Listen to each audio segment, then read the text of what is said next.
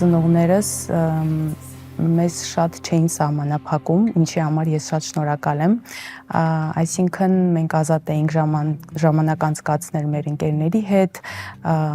հաճախել տարբեր վայրեր ընկերների հետ, գնալ քաղաքից դուրս օրինակ ինչ-որ առիթների եւ այդ իմաստով կարելի ասել շատ չէր տարբերվում այդ դպրոցական կյանքը, հետո նաև ուսանողական կյանքը, բայց այնուամենայնիվ դա շատ մեծ պատասխանատվություն է, որ դու երկրի նախագահի զավակ ես եւ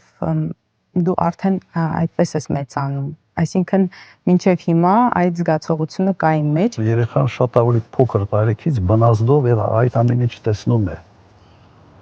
եւ ավելի շատ անում է այն, ինչ տեսնում է, ոչ թե այն, ինչ իրեն ասում է։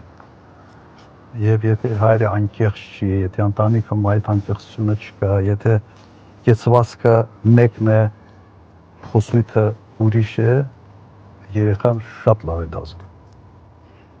Եվ ամենից լավ օրինակը ուղղակի սեփական օրինակն է։